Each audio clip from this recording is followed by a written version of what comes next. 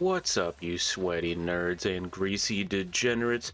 Jingliu comes out in only 1 week from now, and so it's time to find out. Do we want to pull for Jingliu, or possibly save for Topaz, or maybe even wait until 1.5 or beyond? Let's not forget that Fu Xuan and Lynx are still around for another week, so let's go ahead and dive right into this thing and stop wasting our darn time. Alright, so let's just dive headfirst into the sauce right now, okay? So there's three main things to think about when pulling for characters in this game, okay? First thing, alright, this is very important. How hot are they, okay? And what that means is how hot are they objectively, and how hot are they to you? Okay, that last part's really important. Now, second thing, how good is the character?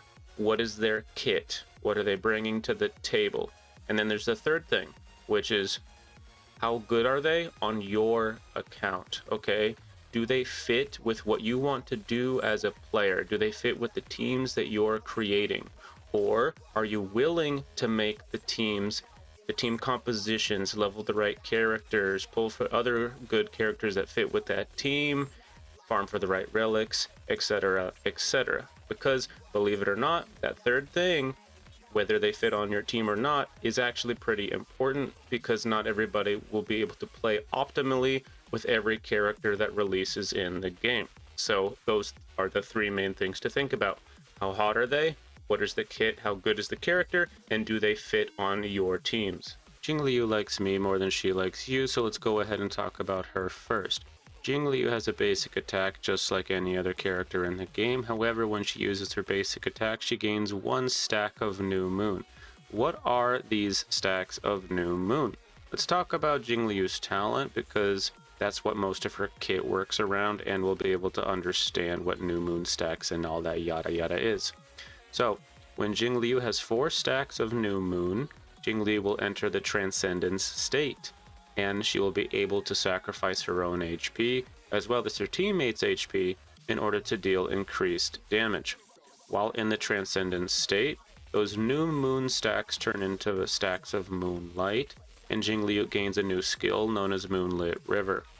When Moonlight stacks reach 0, Jingliu exits the Transcendence state. So, to play her optimally, you want to immediately try to get her to her Transcendence state as fast as possible, and then, depending on how things are going in the battle, maintain that Transcendence state or burn all those stacks to deal a bunch of damage.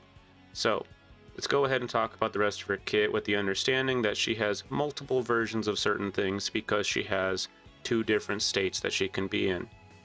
Her skill 1 deals ice damage equivalent to Jingliu's attack, like a multiplier of her attack, and she gains 2 stacks of New Moon. And she has a skill 2 where she deals ice damage to an enemy and the surrounding enemies and consumes 2 stacks of Moonlight. So that's blast damage instead of single target, meaning she hits 3 enemies at once, middle target taking the most, enemies to the sides taking a reduced amount. Now let's talk about her ultimate.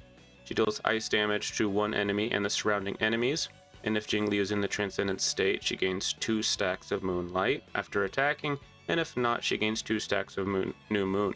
Again, this is either getting her to her ultimate or maintaining her ultimate depending on what state she's in.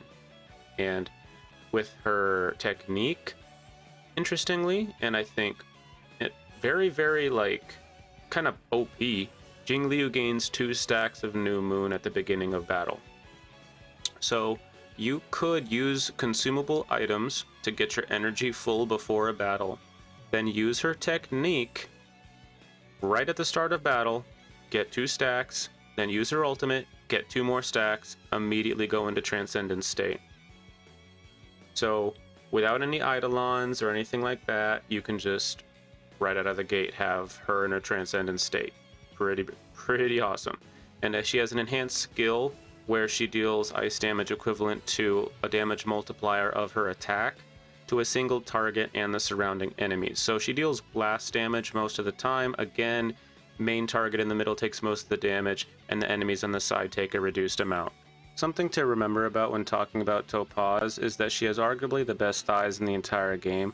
Now, I think if we're being fair here, Kafka has the best thighs in the entire game, but Topaz is actually able to show us those thighs, which is honestly kind of OP. They're probably gonna have to nerf it in the next patch. But anyways, we're supposed to be talking about the kit here. So Topaz has a basic attack. It deals damage. Whoop-de friggin' do. So let's move on.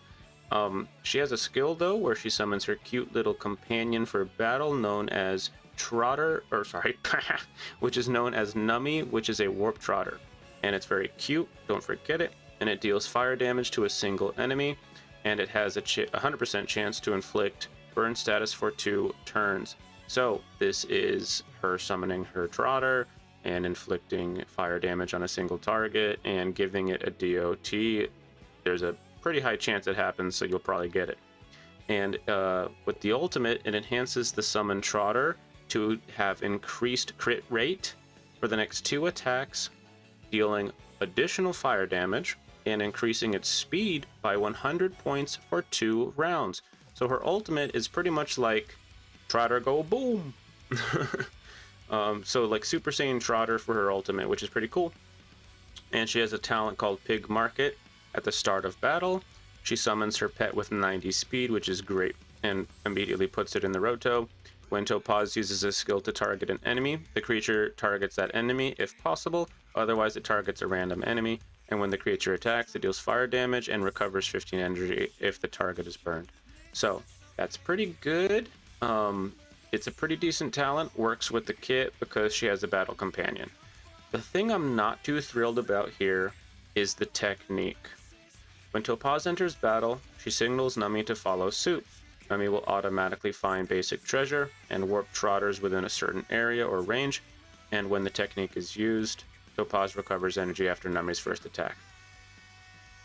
Most of the time a premium 5-star character has a technique, it usually gives them some really good bonus. Like with Jingliu, it gives her 2 stacks of New Moon. That's so good. Like it's halfway to her transcendence state. That's really strong. You know, I consider that to be a really good thing.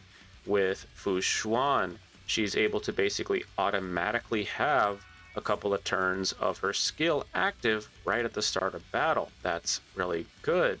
It skips steps, right? Usually the technique allows you to sort of skip steps. To me, I don't really feel like this technique is really wowing me. Maybe I just haven't been able to play her yet and I don't know how valuable it is. But to me personally, this technique doesn't really, I don't feel satisfied with this technique.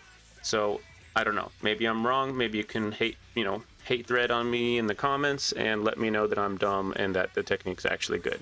I personally I'm not like excited about this technique, but that's just me. Alright, now it's time to talk about what's truly important with these characters, okay? How hot are they? Alright? Jingliu first, like, have you seen this woman? Have you heard this woman? Like, her voice actress is absolutely killing on literally every single version. I'm telling you, man, she's absolutely slaying. And she can kick your butt and mine at the same time and still look like a moonlit night afterwards. Oh my god, she's so graceful and so, like, fierce at the same time. She's got, like, everything, right? And she's got the blindfold thing going on. I'm into it, you're into it. You don't have to be bashful, I already know.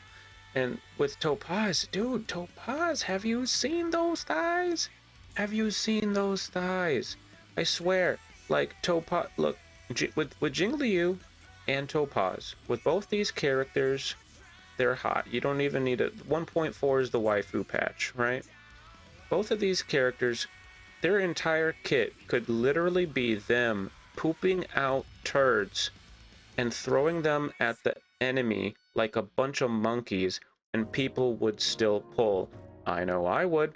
Anyways, my vote is for Jingliu. That's who I like the most as of right now, because she's able to deal increased damage by hurting the team. There's a risk reward system with that. She deals a higher percentage because of that. She's able to do like blast damage, which I really like. She hits more than one enemy at once.